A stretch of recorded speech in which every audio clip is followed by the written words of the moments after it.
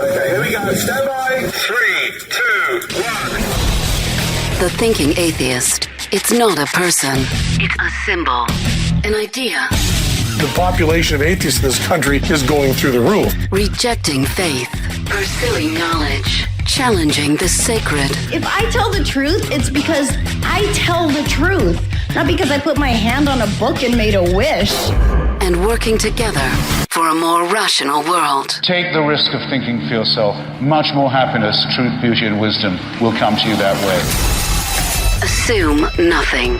Question everything. And start thinking. This is the Thinking Atheist Podcast. Hosted by Seth Andrews.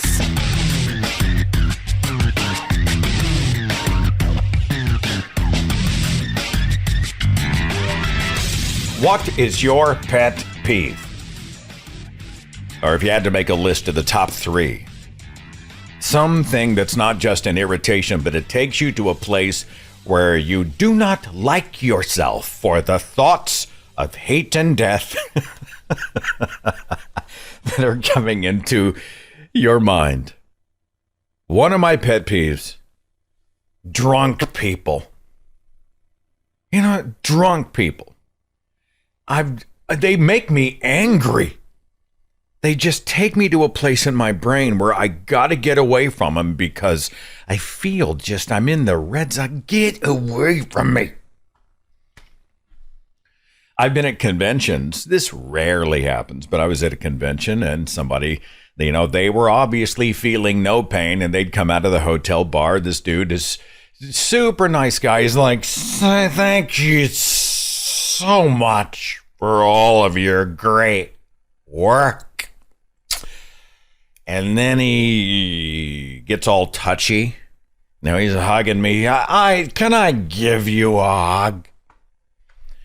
And it makes me sound like a total asshole because this is somebody who's obviously affected by the work and has enjoyed the channel and the content for 15 years. Thank you, thank you, thank you. But it just got awkward. You know what I'm saying? Awkward. And I prefer conversations where people use consonants. I was at a convention. Aaron Raw can back me up on this because he was standing there.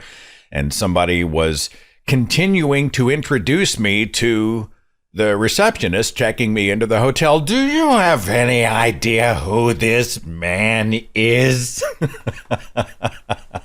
I don't think this person even remembers that night. It's like, no, I'm here. I just got off the plane. I've been traveling for 10 hours. I'm cranky and I feel like I need a shower. I'm good. I just want to check in. So anyway, drunk people.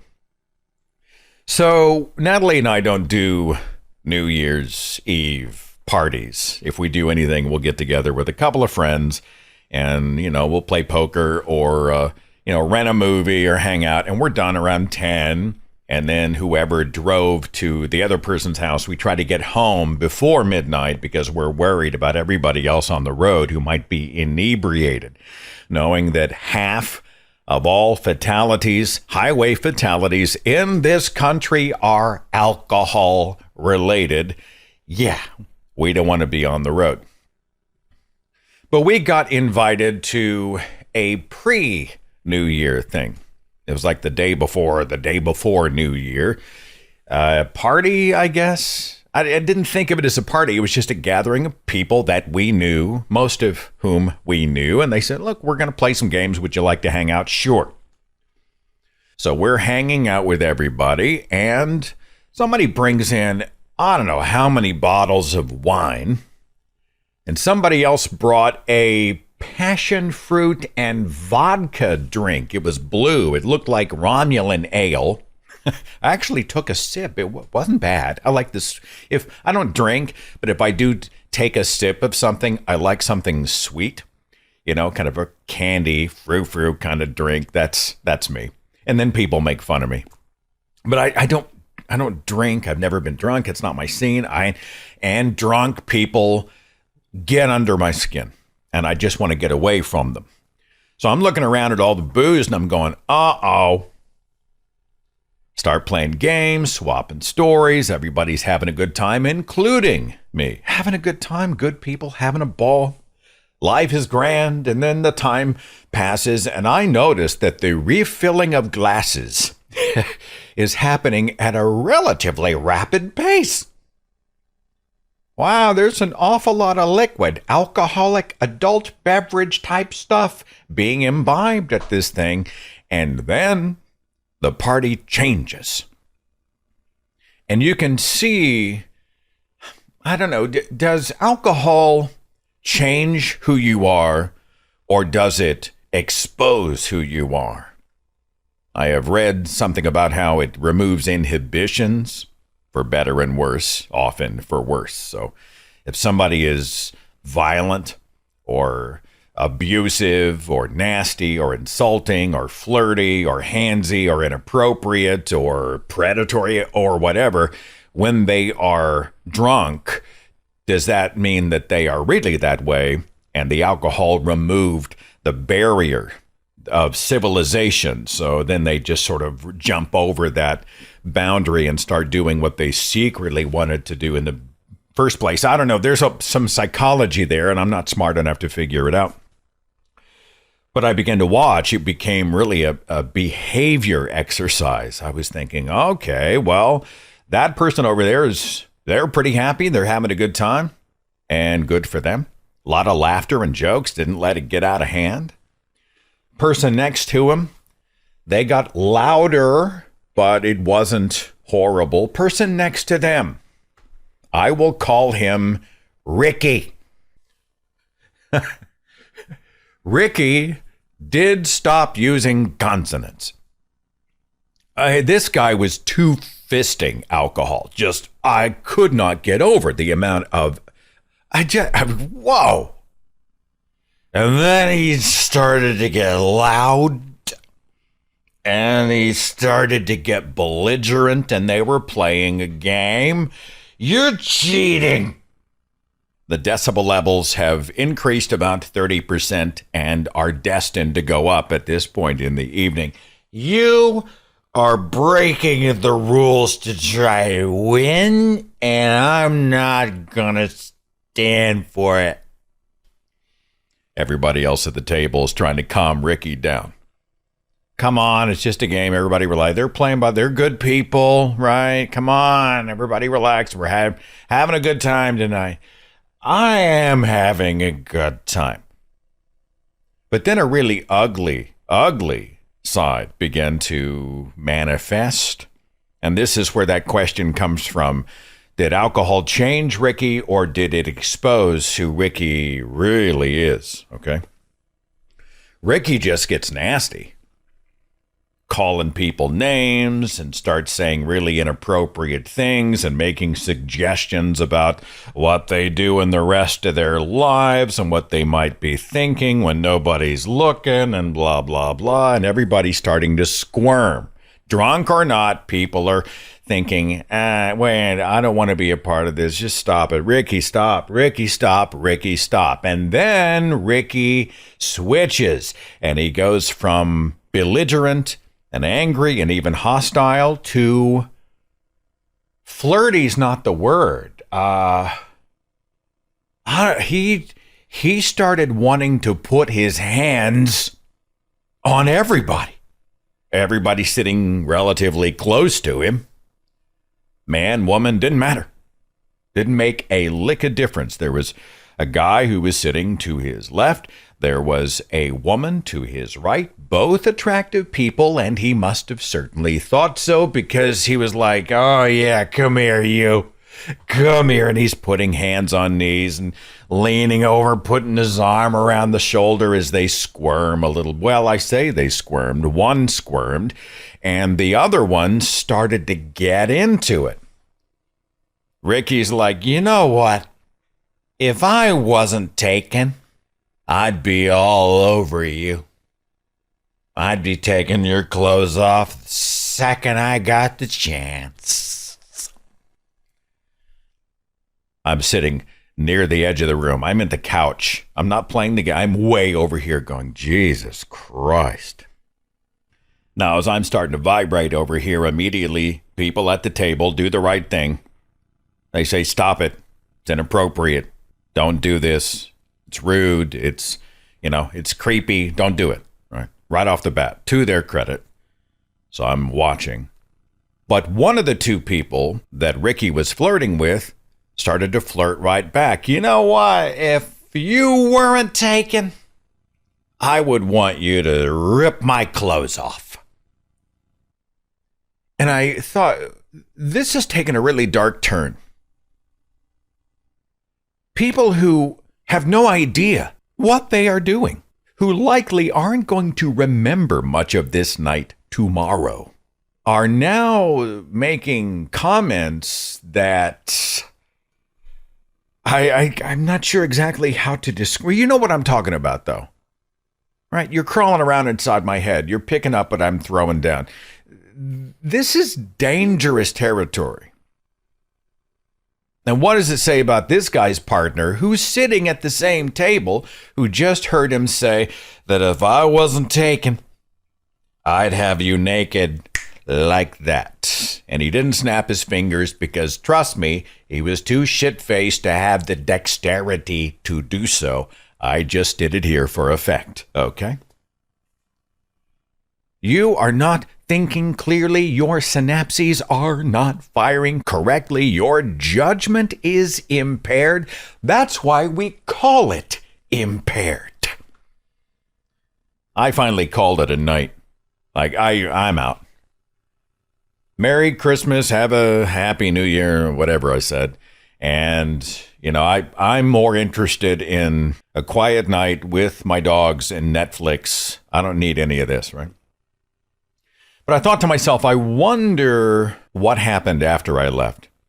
Did people start making decisions that they would come to regret the next day, or that someone else would be affected by?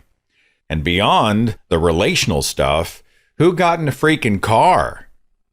How many of these people who couldn't finish a sentence without having to wipe the drool spilling down onto their shirts, how many of those people said, I'm going to get into essentially a 1.5-ton loaded weapon with wheels and dart myself at 65, maybe 95 miles an hour to get home? I don't know. I mean, it's parties are not supposed to be traumatizing. This is it's close to home for me. Member of my family who is now in her 60s, she was an infant. She was being held in the back of a car back in the 1960s. And a drunk driver smashed into that car, nearly killed all 3 occupants, including her. She had damage, just slight damage done to her brain, and she has to take medication to prevent seizures for the rest of her life. She's had to take that since she was an infant until the day she dies. And the drunk driver who smashed into that car, you should see the photographs. I mean, it's unbelievable that anybody survived. That drunk driver walked away with a few lost teeth. He just lost a few teeth and he came out crying. I'm so sorry for what I did. I didn't mean to do this. Oh, it's terrible. It's terrible. Never prosecuted. Never prosecuted. I think maybe they gave him a slap on the wrist. Don't drink again, sir. And go to the dentist because you lost some teeth. Everybody else is in either a coma. I think 3 weeks in the hospital for one of them, and then damage to the brain, which requires medication. All because somebody said, you know what, I can get from point A to point B without assistance, even though I'm totally loaded.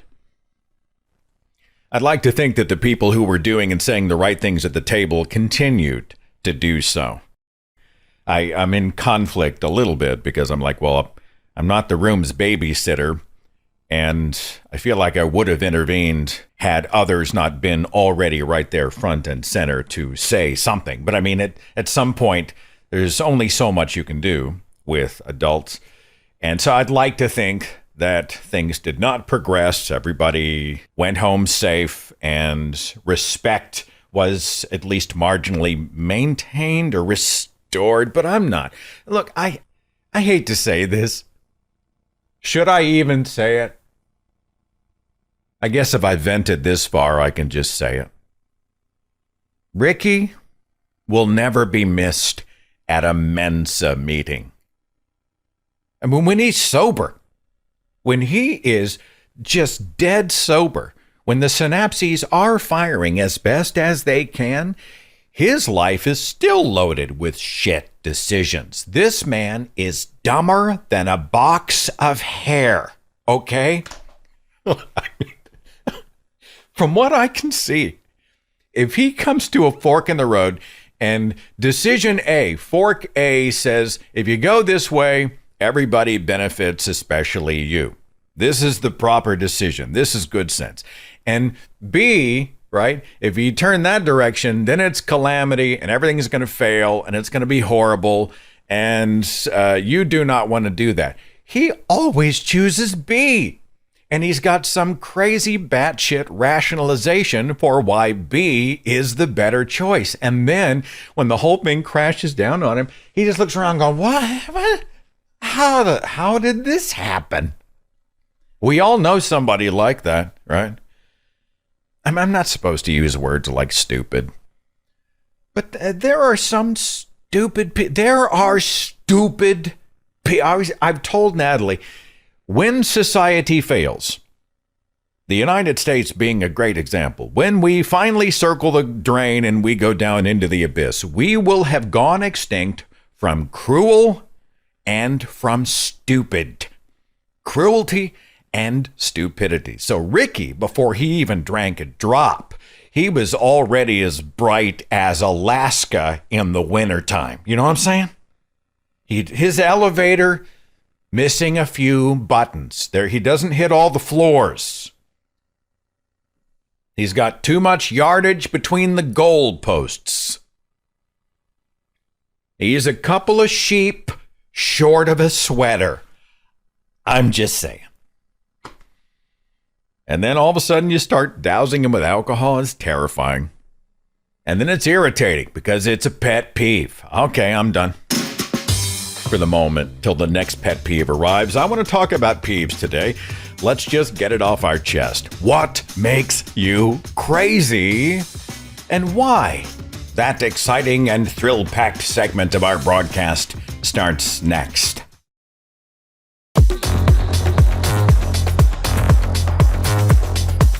Thanks for your support of this show in the new year. You can become a patron for, I don't know, whatever amount you want, for as long as you want. You set the parameters, but it's greatly appreciated. Patreon.com/Seth Andrews is where you can sign up to support. And today we're talking about pet peeves. Katie, are you there? I am here. Katie, what are you thinking? My pet peeve is dogs riding in the bed of a pickup truck. Just cranks my tractor. It cranks your tractor? Katie, where are you from? Yeah, Georgia. All right. Well, a lot of tractor cranking going That's not on my in Georgia. fault. No. Tell me, tell me what you're thinking. Why does it upset you? Dogs don't belong in the bed of the truck. They belong in the cab of the truck with the human. It's dangerous. Heat, cold, rain, and some of them are tired and some of them are just faithfully waiting for their idiot human to come back, and it's just wrong. It is wrong. What happens if they're in an accident? The animal's thrown. They're at the mercy of the elements. Yeah. What if the car's parked and somebody just takes the animal? And that shit happens all the time. I totally agree, Katie. Oh, it does. Of course, if my small dogs were in the bed of a truck, you probably wouldn't see them. They'd be way down in the. They'd be in a. Seth, I'm sorry. What you have are dogettes. I have dogettes. Yeah, they're just little bed tumors. They're not real dogs. I'll tell Linus and Gracie what you just said, and you're going to get the side eye. I'll go scratch on the dogettes for you, and hope the new year's good for you, Katie, okay? It'll be a new year, that's for sure. Yeah. All right, take care. Thanks for calling. Belly rubs to the dogettes. All right, thanks a bunch. You're welcome. I used to make fun of small dogs. I had a 175-pound Great Dane named Levi and a 160-pound Great Dane named Skylar. And they were indoor dogs and just lovely creatures. Our vet used to say that Danes are big, dumb, and happy. Like, these dogs they're not like border collies, where you look in their eyes and you see vast intelligence. Not really with most Danes. But talk about almost 200-pound lap dogs. They're a lot of dog. They just take a lot of time, a lot of food. They're a lot of maintenance. It's just hard to manage. But the big thing for me is Great Danes only live 7, maybe 8 years, as opposed to smaller dogs that have double that lifespan. And after my third Dane, after the third time, I thought, I just cannot do this every 7 years. I can't go through the grief every 7 years. And so, but I still didn't respect small dogs. And then Natalie had this tiny little 4-pound Yorkie named Tootsie. And those veteran listeners know that dog as Rat Dog. And there's a tribute page for Rat Dog on my personal website at SethAndrews.com. And at first I was like, you gotta be kidding me. What is that thing? It's like a hamster gone wrong. It's a rodent. It's not a dog. This is an imposter, And within 2 days, I was a pushover. Oh, I love you so much, Tootsie. Come here. I love you. Let me hold you. Come here and snuggle me while I'm on the couch. And then I became a small dog person for the rest of them. I'm just a dog person. But I no longer discriminate. My small dog bigotry has been defeated. Love has won the day. And so now Linus, he's about 8 pounds, and Gracie's 13, and they are just my kids. Love them with all my heart. As I host the show, I'm trying to monitor the chat. Let's see, Flip says, pet peeve when I'm speaking to someone about something specific about me, then they interrupt me and make the conversation about themselves. That person's a one-upper. Ever talk to a one-upper? Oh, I was in traffic and somebody cut me off the other day, and then the one-upper says, you know what? I was in traffic and someone actually hit my bumper, right? They've always got a one-up. Let's try 727. Who's this? What's your name? Alex. Alex, thanks for calling. We're peeving today. What grinds your gears? Yes. My pet peeve is cell phones, when people are in the same room together not speaking and they're just on their phones scrolling through things or texting each other, even in the same room. So that really bothers me. I've had overnight guests, which are my family, and we're watching a TV show, and I'll comment about what just happened, and the person will say, oh, I missed that, because they were looking on their phone. So that's a pet peeve of mine. Have you ever had dinner with someone and you're trying to have a conversation and they're obsessed with that little screen? Well, no, not when it's just been two people, but definitely if there's more than one person, they're easily distracted by the phone. I mean, at some point, don't we have to unplug? You have thoughts? Yeah, I do have thoughts. I think that it somehow is a way for people to escape having to really learn about each other and deal with interactions, because they're awkward. They don't really know how to express themselves with each other, their feelings, or even what's going on. It's a way, it just has been a means for people to avoid what's difficult. You think it's avoidance behavior? Yeah, I do. Because if you've realized in this world, we have a big problem with communicating. And I think that when things are uncomfortable, whether it's uncomfortable because you don't know a person or because maybe you just don't know how to have conversations, it had become a way to avoid that and still feel like that you're having a social relationship. One time I went to a place for breakfast, and I was observing there were about 4 or 5 high school students. They came together for breakfast. They were all sitting on the bench waiting for their table to be open. Every single one of them was looking at their phone, not at each other, not talking. And so I feel like what we need more of is actual face-to-face interaction. And with the divides we have in our country, I think we don't know how to do that anymore. It's all behind anonymity, where you can just say things and not have to be accountable for what you're saying. And so it's a way to just hide. And I think that's in microcosm of two people in a relationship. That's a way to avoid it.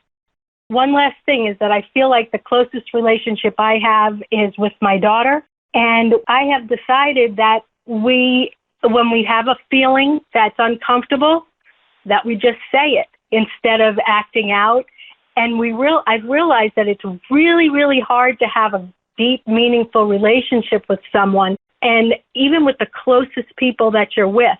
And so that sort of tells me how difficult it's been with the world, why we can't get along, is that we don't even know how to relate to each other one-on-one. How do we expect the world to change if we aren't able to do it even with one other person? The world we could build if we would just engage with each other as human beings. Alex, I hope the new year brings good stuff. I'm a little scared. I'm a little scared too. And thank you for letting me rattle on a bit. No, I'm glad you called. You had some good stuff for us. A reminder to occasionally set the phone down and focus on people. Thanks for calling. I appreciate you. Thank you so much. See you later. All right, I've had a second to think about this one. And I think it's situational. I mean, I've been in groups, a party, a gathering, whatever, where I have pulled back and grabbed my phone, disconnected. Maybe the conversation's played itself out. A lot of people are surprised that I'm an introvert, love people, love social gatherings, but my social battery runs out at a certain point and I've got to go and just recharge. And that means kind of a quiet corner, and that might involve scrolling my phone, checking social media, playing a game, texting my wife, I don't know, something like that. And I think that's a valid kind of connection. But I do take her point, and I agree. I've seen people who've been walking the sidewalk. There's a group of people all in a line, and they're all not looking at each other. They might not even be looking at the world around them. They are hyper-focused, I would say sometimes even addicted to that tiny screen. And I'm not convinced that's healthy. And I think there are some social skills that are not being developed because people can always look away from each other and look down at an iPhone or something. So I think there's some wisdom in there. I had TJ ask, hey, what do you plan for the legacy of your show after you're gone? Will it be an archive of your work, or will someone keep up the legacy? I don't know. I don't know. Would you want somebody, like, let's say a satellite fell on me tomorrow. Would you want someone else to host the show? Or would you want me just to leave it up and you've got hundreds and hundreds and hundreds and hundreds of podcasts in the archive and all the videos and the speeches online as is? Or would you want someone to come in and just sort of pass the baton? Because I don't care. I mean, if somebody can come in and be, I think my big thing is, would they be a good steward of what we've done here? There's a temperature to this channel that I have been fiercely protective of. I mean, I'm not a saint. I can swipe at low-hanging fruit. You know, I can be childish and sarcastic. I'm just a human being. But I like the vibe here. We're positive. We do a lot of storytelling. We focus on lifting each other up. We're building a community. I think we've avoided a lot of the tribal sniping, and we see this in groups and communities everywhere you look. It's just a human thing. And we're not, we can't totally avoid it. It's going to happen from time to time. But overall, I just want this to be kind of a net that everybody can come and land in. It's reliable. It's solid. Far from perfect, but, it's good. And so if somebody else comes in, I would want them to maintain that. And I'd be good with that. If they were a good steward of your time, investment, attention, wonderful. By the way, and I don't think I'm really kidding here, but I told Natalie that if something happens to me and I perish prematurely at my memorial service, I would like the programs to be handed out so that when people open them up, the inside is a Ouija board, and over it are the words, "Let's keep in touch." I just like the idea of all my evangelical family and friends showing up to remember me, and all of a sudden they're holding in their hands what they consider to be a portal to hell. I just think that's awesome. And then you, of course, would be there with the planchette and you would be moving it around and having all kinds of fun with it, which would be the point. Anyway, I've got AJ on a web call. AJ, are you there? Hey, yes, I am. Welcome. What's on your mind and what's your peeve? I don't know if I really have a really big one. I was just going to comment on like the alcohol thing that you were talking about earlier, if that's okay. You know, a lot of people, they say, oh, alcohol is a truth serum and that it makes you be more yourself, which is absolutely the opposite. Okay. Our senses are already pretty bad when they're fully functioning. What it does is it sends neurotransmitters from one neuron to the other, right? But when you drink alcohol, it lowers the production of the neurotransmitters. So what is happening is that your neurons are not able to connect with one another. So basically, yeah, what you end up with is a lower functioning, dumbed down version of your brain. I need every brain cell I can get. The idea that I would be diminished cognitively even more is terrifying to me. You know, that's why it not only does it affect your mental function, but it affects your motor function. That's why you see people, you know, stumbling around. Your neurons literally cannot connect with one another to perform the most basic of functions, like holding in your urine and so like putting one foot in front of the other. I'm not convinced that alcohol brings out the best in people, but I appreciate the input, AJ, and I appreciate your call. I have a quick question for you on the brain aspect. Okay, I ask this question to a lot of people that I just meet because it helps me like understand them better. And I don't know if you've ever been asked this question, but a couple of years ago, I realized that not everybody thinks in the same way inside the brain. I always assume everybody has like this inner voice monologue. So my question to you is, how do you think? Do you think like in a visual way, verbal, oral, mix? How do I think? Yes. I'm guessing you haven't been asked that question. I really don't know. How do you think I think? I don't know. I assume that you were more of like a voice thinker, like there might be a voice in your head that's constantly talking. Yeah, that's true. I actually, I mean, is it a voice? I hear voices sounds kind of icky, but I guess I do see in my mind my thoughts in terms of language, in terms of constructed sentences, articulated sentences. Yeah, I mean, that might be true. I'd have to think about it. You know, for me, as you remember, I have the cochlear implant, which I got about 5 or so years ago. And when I was a teenager, I used to think very, very visually, like most of my thinking was visual. But I also lost my vision over the years. But my vision got worse after I got my cochlear implant. And I noticed that after I got my cochlear implant, my thinking completely shifted to mostly voice. And my dreams and my imagination, my visual imagination sort of diminished to the point where often my dreams were in kind of like almost a black and white and very blurry. And over the last 2 years, I've actually had 2 corneal transplants. And the last surgery of my 2-year process was a couple of weeks ago. So it's actually my very first time back on my computer. My vision is almost 20/20. I think it was like 20/30 at the last visit. So it's been amazing. And the last 2 weeks, my dreams have been wild, like extremely colorful and bright. And I just thought it was like amazing the way the brain adjusts to our input that comes from our senses. Well, if you'll forgive the expression, you've given me something to think about, AJ. Happy New Year. Thanks for calling me. All right. Thank you. Have a happy New Year. Yeah, we'll see you. So if I'm thinking about how I think, how am I thinking about how I think? Am I thinking in terms of language? Do I hear a voice in my head?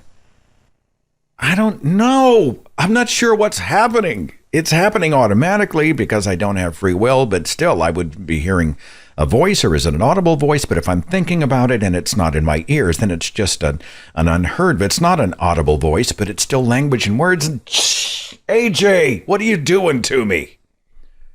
What? Why? Why would you ask me these deep, probing questions? Speaking of words, I know I'm going to take it in the teeth for this because I do every time I mention it. Pet peeve, irregardless. Irregardless is not a word. I don't give a shit what Webster says. I know it was added. To the dictionary years ago and is legitimately and legally usable in terms of the English language. It's not a word. It's regardless. Regardless of whether or not you use irregardless is not a word. Every time I say that, people flip out and they're like, you're just a grammar Nazi. Okay, fine. I'm a grammar Nazi. It should never have been added. And I know language is expression, it's fluid, we have usages for words, and there are no hard and fast rules. Words can evolve. All of those things are absolutely true, except for the word irregardless. It's not a word. Pet peeve.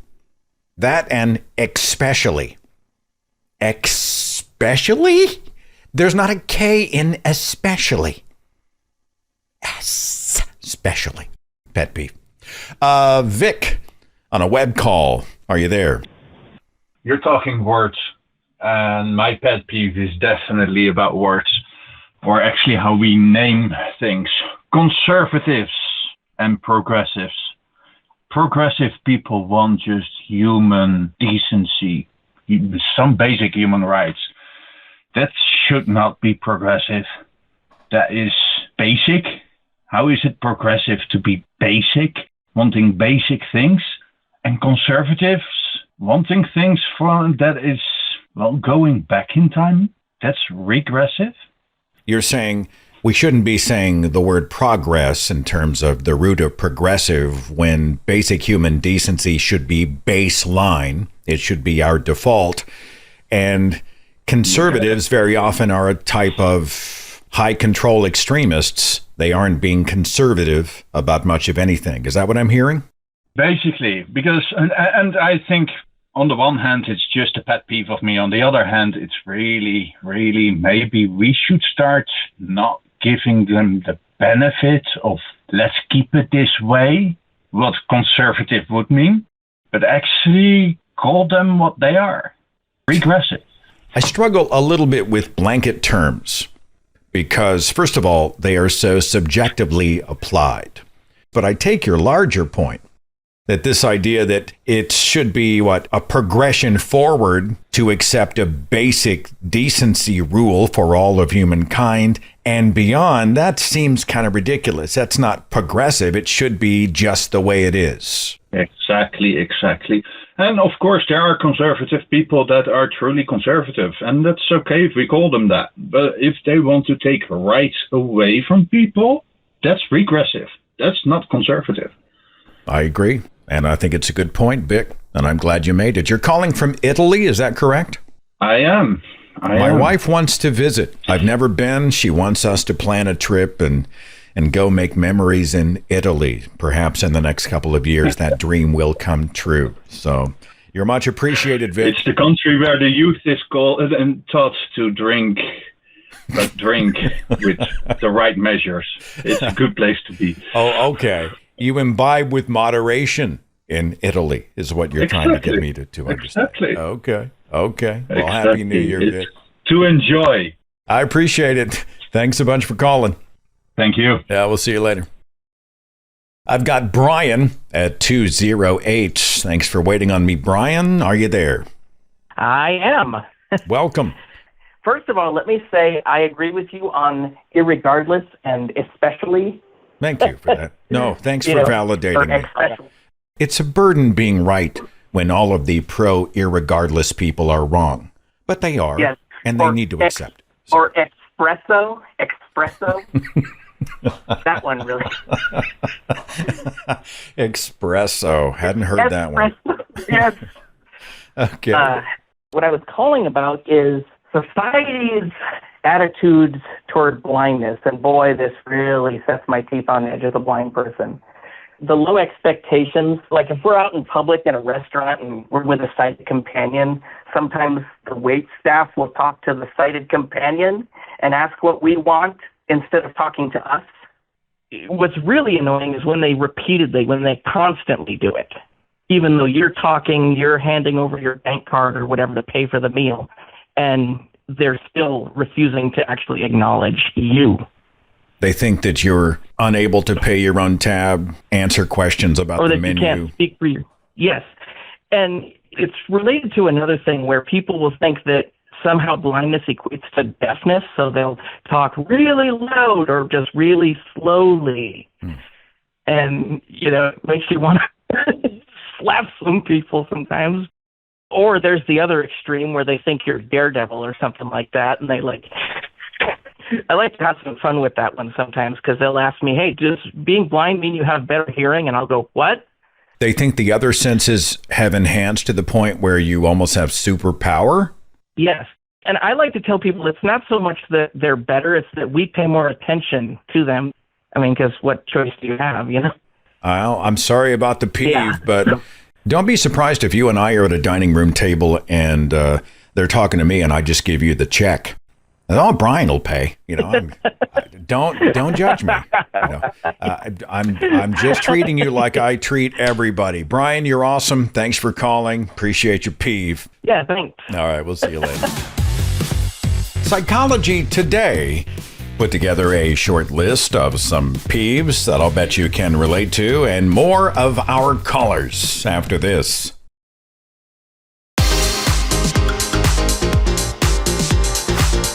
I just thought it'd be fun to kick off the new year as everybody else is talking about the resolutions that they're probably going to break.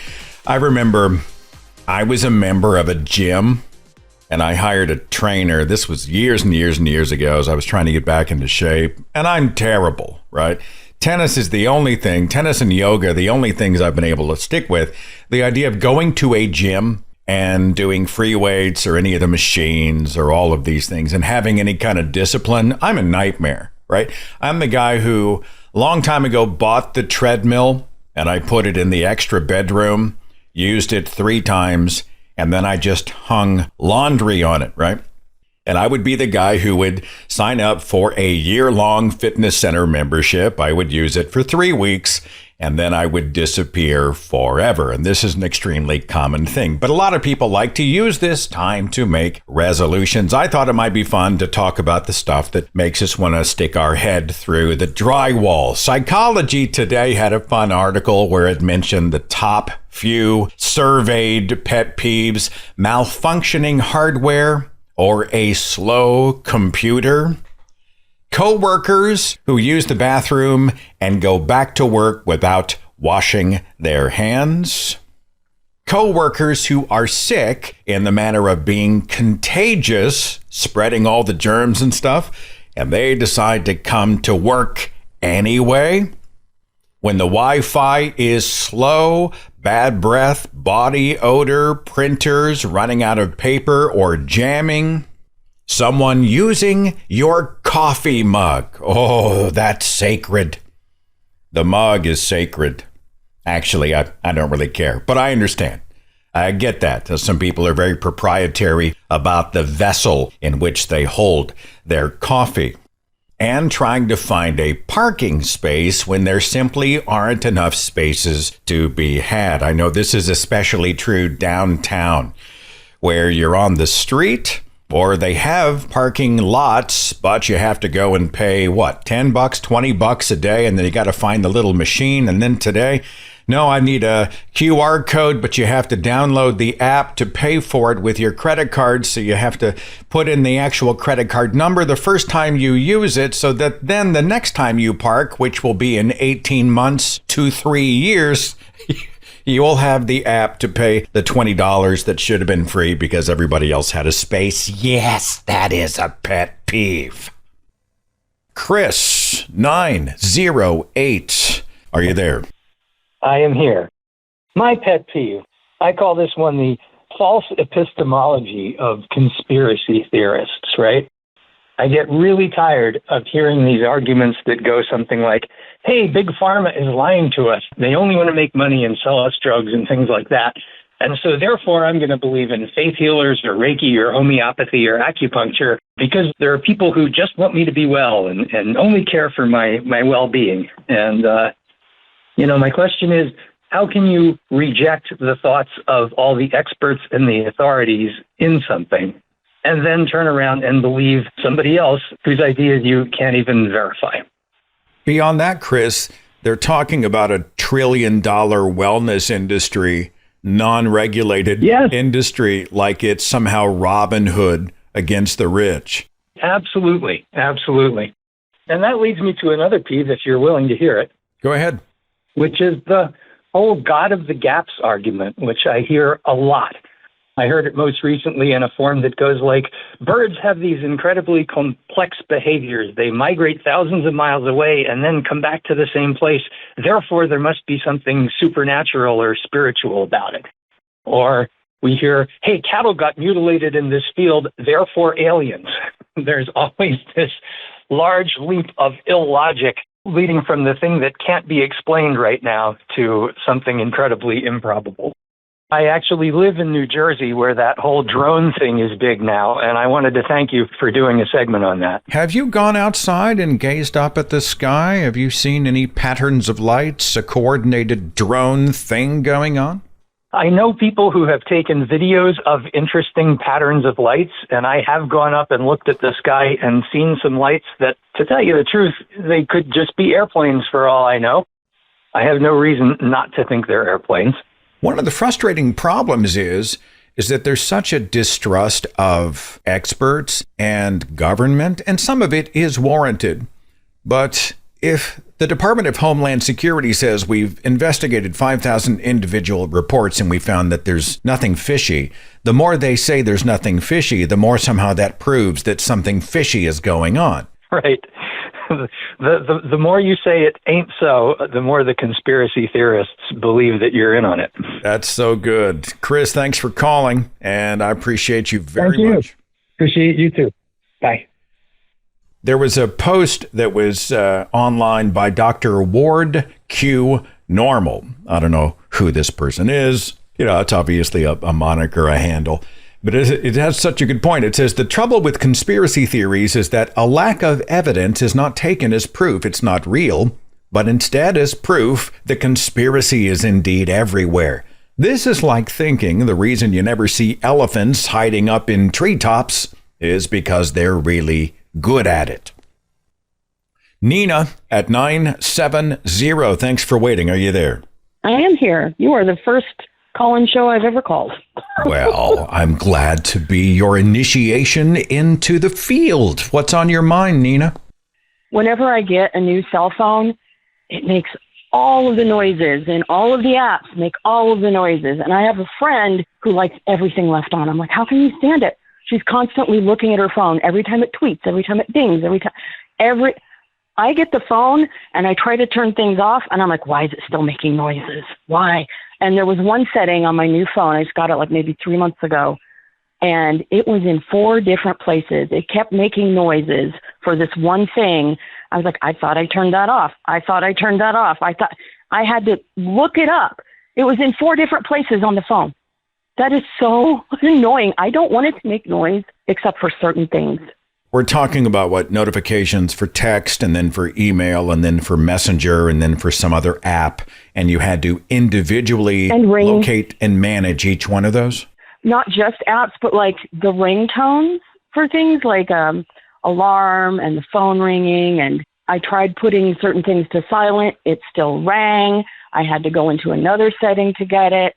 But yeah, everything is default, make all the noises. I've got an iPhone. I don't know what you've got, but I've got a little flip thing on the side, and it just like silences everything. You don't have that? I could probably do that. It's a Samsung. I don't know. I haven't tried to do that, but I want it to make noises for certain things. I'm going to avoid the iPhone versus Android, Samsung, Google phone conversation here. I know that's going to be that'll be fodder for the comments section. I don't know where the notifications are on yours, but it's a good one. Thanks for sharing it, Nina. All right. Thank you. All right. See you later. First time she's ever called a call-in show. I'm honored. Thanks for doing that. TJ at 256, thanks for waiting. Hey, so this is actually my first time calling the call-in show as well. I donated to the channel in chat. So my pet peeve today is actually people who are always sending their signal and not receiving. I think it's one of the ones that you summarize it down to. Yeah, I use that figure of speech, sending but not receiving. They're speaking, but they're not listening. So I recently got into a discussion with one of my coworkers, and are you familiar with the Epic of Gilgamesh? I am, yes. So I was trying to explain to him that by the way the documents are dated, the Epic of Gilgamesh is a flood poem that is about 2,000 years older than the flood story of the Bible. And he completely refuted it.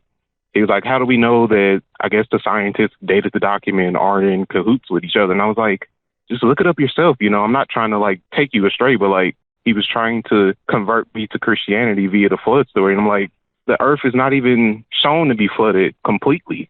This is really interesting how people can really buckle down into their ideas, you know? You were referring to the Epic of Gilgamesh, which was the ancient Sumerian flood myth predating the book of Genesis by at least 1,000 years. And you were talking to a Bible believer saying, Noah's Ark ain't anything new. And they refuted it, or they thought they refuted it by saying, well, how do you know when the Epic of Gilgamesh was created? Maybe it was faked by scientists, archaeologists, historians? Is that what they were saying? Absolutely. And you want to pull your hair out? Absolutely. I think it's interesting. I mean, because I learned about those documents while I went to college. You know, I took a class on various religions, the roots of some of these stories, you know, like even I've heard you mention it before. There are certain gods who passed away and were revived again. Some of these things are not completely original. They are derivatives. It's really, really interesting how people can only sin but never receive. They're not willing. They're not in the headspace to receive any information at all. I did a speech about this, and it was about identity beliefs and people who have heard something so often they believe it must be true, or they go out not trying to be right, but to be proven right. So that's confirmation bias, so much psychology, and it is frustrating. Thanks for sharing your pet peeve. That's a pretty good one. Thank you, brother. Have a good one. You too. Keep up the great work. All right. Bye-bye. Skepticism for all out-group beliefs and favoritism for my in-group belief. I always go back to John Loftus's book called The Outsider Test for Faith, where he talks about how skeptical Christians are about all the other religions. Wouldn't it be nice if they used that same skepticism for their own? And this can be applied to any religion, conspiracy theory, etc. Here's a list of just random pet peeves I found online. Chewing noises, chewing food, chewing gum audibly, repetitive tapping, interrupting someone, FaceTiming or calling someone on speaker without headphones in a restaurant. Man, this one gets me. And people do it at airports. So I'm sitting in the gate area waiting on my connection. Somebody's next to me. They've got their phone on speaker and they're talking as if no one else wants any peace of mind. Leaving cabinets or drawers open. Not screwing the lids onto bottles and containers all the way. Cutting in line, driving too slow, tailgating, talking during movies, giving unsolicited advice, being constantly late. Oh, this is a big one. I hate to be late. And there's somebody I'm thinking of. You almost have to tell him that an event is a half an hour earlier than it is to make sure he's on time. People who are know-it-alls, cracking knuckles. Whoops, I'm guilty of that. People who are bad tippers. Clipping nails in public. Public nose picking. Strangers who ask inappropriate questions like, so when are you going to have kids? I've also heard a version on, when are you going to tie the knot and get married? When are you going to make it official? As if it's any of their business. Scheduling meetings that should have been emails. Not picking up after your dog after you have walked your dog in the neighborhood. Major pet peeve. People who click the ends of their ink pens. I do that as well. I don't know why I do it. It's almost like when you pick up tongs, though. You have to snap them. Otherwise, you have not properly picked up the tongs. But I get the pen. I understand that. Micromanagers burping in public. I will finish with another one, and Natalie will not mind me telling you, but someone who does not properly load the dishwasher. I can't even watch. It's like she's Michael Jordan, and the plates are basketballs, and she's just throwing them in from across the room. They just land in random little positions. And stop it. I go back, I take all the dishes out, and I put them back in. I'm not OCD. I'm not hyper organized. That's not my personality, but I can't stand it. People who can't properly or won't properly load the dishwasher. That's a pet peeve. Did I just say dishwasher? There's a little Oklahoma that came out. Oh, dishwasher. 515 Sarah. Hi, thanks for calling. Are you there? Hello. Thanks for waiting on me. Sorry about the word dishwasher. That's my fault. What's your pet peeve today? Well, no fear about dishwasher. I grew up in Broken Arrow. Oh, my neck of the woods, suburb of Tulsa. Actually, I was on the school bus listening to your radio show in a former life. And now that I've finally admitted to myself that I'm an atheist, I now get to listen to you to a voice of reason. And it was a blast from the past to hear your voice. Look at us coming full circle. No, hang on. We came full circle. That's so weird. So I was a Christian broadcaster and you were a Christian music listener decades ago, and our paths have crossed now. It was uncanny to hear your voice when I first found your channel, when I started first looking for atheist content. It was absolutely full circle. That must have been freaky. Hey, Seth Andrews from Seth and Marbles in the Morning is now a heathen doing a podcast, and he's no longer a Christian. That must have just blown your mind. I'm sorry, that kind of thing just totally melts me, and in the best possible way. It really did. It's awesome. It's awesome. Go ahead, Sarah. What's a peeve or a series of peeves you wanted to talk about today? My pet peeve is I work in healthcare, and I'm in a science-based field, and we pride ourselves on making our techniques as evidence-based as possible.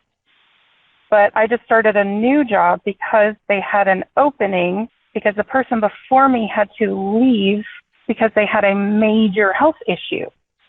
And our CEO sent cards thanking us for the miracle that we could replace her, and thanking us for being the hands and feet of Christ. And it was explicitly, overtly, obsessively, in-your-face religious. And I couldn't help but think, why couldn't the miracle be that the previous person could have been healed from that health issue? Is it a Catholic hospital? You don't have to answer this if it's too close to home. Is it a Catholic establishment? I know in Tulsa, it's always St. John, St. Francis. You know, we have all these Catholic-run hospitals with crucifixes in every hospital room and Bibles and all the drawers and stuff. Is it one of those places? It's not. It's an independent consulting company doing evidence-based practices for the Catholic hospitals, funnily enough. So as this facility is doling out science-based solutions from the top, the message was that God produced a miracle, and the miracle wasn't to heal the sick, but to fill an office job. And probably profit sharing, too. Oh, that's the miracle. Our revenue stream will not be affected negatively. God is good. Praise Jesus. After all, Jesus is a capitalist, as I understand it, Sarah. But I'm glad you're working in the healthcare field. I'm glad there's somebody who's pro-science, you know, who's kind of pounding that drum. That's amazing. How long you been doing this? Oh, it's been over a decade. You doing okay? You're not burning out, are you? I know that's a problem with healthcare workers. You give so much of yourself. You empty out your heart and mind and your energy reserves. And I know it's hard to stay in the game. You doing okay? Well, that's the reason I'm not religious anymore. And it's how I kind of found your channel. I'm recovering from it, and this is helping. this is good medicine for me too. I think community and, discovering the world as it really is as best we can I think that's just, it's good for the soul, if you'll pardon the expression. And I'm glad our paths have crossed after all of these years. I'm just blown away. And you made my day, Sarah. You just made my day. And that's a great way to kick off the new year. So big hug from me and my family to you and yours. And you keep kicking over there, all right?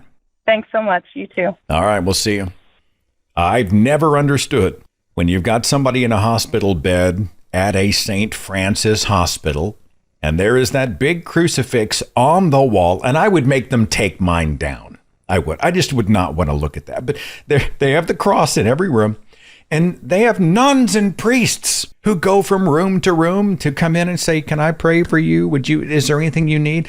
I appreciate that many of these folks, so many are sincere and they believe they are doing God's good work. But I'm thinking to myself, what are you talking about praying for me? If prayer worked, there would be no St. Francis Hospital.